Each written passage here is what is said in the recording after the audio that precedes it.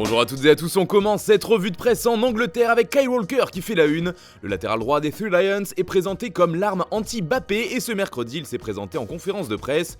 Comme on vous l'expliquait dans le JT d'hier, le cas de l'attaquant a bien sûr été évoqué et Walker a expliqué qu'il était confiant avant son duel tant attendu.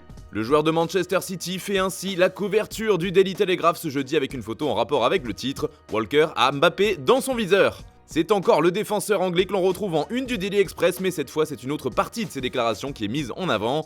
Je ne vais pas lui dérouler un tapis rouge et lui dire d'aller marquer, affirmé haut et fort Walker. Et visiblement, il n'y a pas qu'en France que ces mots ont fait réagir. Toujours de l'autre côté de la Manche, le match contre l'équipe de France est décidément dans toutes les têtes. Cette fois, c'est Harry Maguire qui fait les gros titres, le défenseur tant décrié. Lorsqu'il joue avec Manchester United a montré un tout autre visage avec les Three Lions. Impérial depuis le début du mondial, il a également de grandes ambitions pour la suite de la compétition, comme le rapporte The Guardian.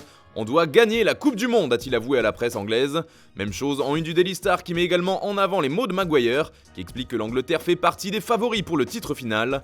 Il a d'ailleurs pointé cette différence avec l'épopée de 2018 où les hommes de Gareth Southgate avaient chuté en demi-finale.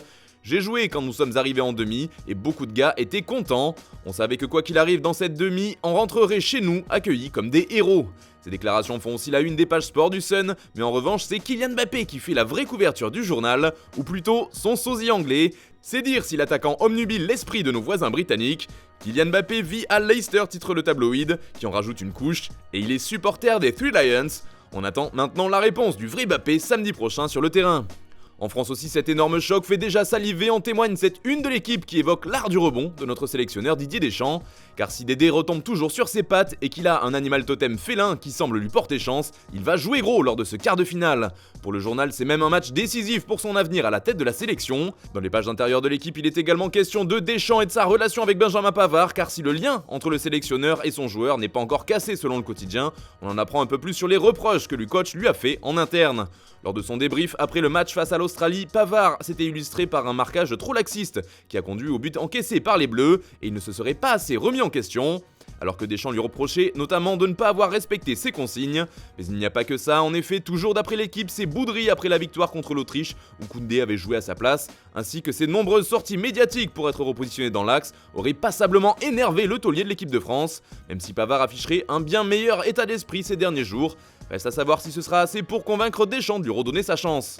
Allez, on file en Italie maintenant avec un joueur qui, lui, a redoré son image durant cette Coupe du Monde. Il s'agit d'Hakim Ziyech qui fait la une de la Gazzetta dello Sport ce jeudi. D'après le journal au papier rose, l'AC Milan est à fond pour le signer, un intérêt qui était déjà sorti dans la presse durant le mercato d'été. Eh bien, le club lombard ne l'a pas oublié, au contraire. Les bonnes performances de l'international marocain ont visiblement convaincu Milan de passer à l'action. Le club est prêt à mettre 15 millions d'euros sur la table pour convaincre Chelsea de le laisser filer, explique la Gazzetta. D'ailleurs, la prolongation de Rafael Leao serait imminent, ajoute le journal, et ça tombe bien puisque les deux hommes s'affronteront samedi en quart de finale du mondial. On part en direction de l'Espagne maintenant où le sélectionneur Luis Enrique fait beaucoup réagir. On vous le disait hier, il pourrait bien se faire pousser vers la sortie, en tout cas, beaucoup de reproches lui sont faits dans la presse ibérique. Des erreurs dans la liste, des mauvais changements au cours des matchs et un sélectionneur incapable de trouver un plan B pour permettre à son équipe de marquer. C'est le bilan que dresse AS ce jeudi. De son côté, Mundo Deportivo parle d'un dilemme pour évoquer le cas du sélectionneur. Il réfléchirait à la situation et déciderait s'il continue ou pas, explique le quotidien catalan. Et c'est aussi ce que rapporte Sport dans son édition du jour. Mais attention, ce n'est pas vraiment la tendance générale dans la presse espagnole, il se dit plutôt qu'il pourrait être poussé dehors et plus vite que prévu. Certains médias parlent d'un délai de 48 heures pour que l'on connaisse le nouveau sélectionneur. Et d'ailleurs, Marca nous donne une des options les plus sérieuses pour le remplacer. Il s'agit de Luis de la Fuente, l'actuel coach des U21 de l'Espagne.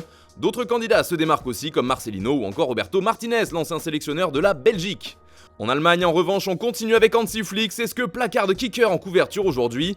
Le sélectionneur allemand avait été remis en question, mais lui devrait finalement garder sa place donc. Et c'est aussi ce que rapporte Bild sur son site internet. Même si le journal nous livre au passage des révélations croustillantes sur la Nationalmannschaft. Durant le mondial, l'Allemagne était divisée en plusieurs groupes. Certains joueurs ont même accusé Flick de trop favoriser les joueurs du Bayern, qu'il connaît bien puisqu'il en était le coach avant de prendre la direction de la sélection. Et tout ça aurait créé de grosses tensions au sein du groupe. Les débats autour du brassard One Love mais aussi le fait de mettre la main devant la bouche ont encore un peu plus divisé l'effectif allemand. Pour finir, dernière info qui vient du Portugal, Cristiano Ronaldo aurait demandé à quitter la sélection et le mondial. Oui, vous avez bien entendu, c'est le journal Record qui nous donne l'info ce jeudi. Lorsque CR7 a appris qu'il serait sur le banc face à la Suisse, il aurait eu une vive explication de texte avec son sélectionneur et le ton serait monté haut, à tel point qu'il aurait pensé à quitter l'équipe du Portugal, même si au final il a réussi à se calmer et s'est résigné à jouer un rôle différent au sein de la sélection. Toutefois, il faut préciser que la fédération portugaise a fermement démenti cette information de record, affirmant que ce n'était jamais arrivé et qu'au contraire CR7 était plus impliqué que jamais. Voilà, c'est tout pour ce matin, bonne journée à tous, on se retrouve tout à l'heure pour un nouveau JT et demain pour la prochaine revue de presse sur Foot Mercato.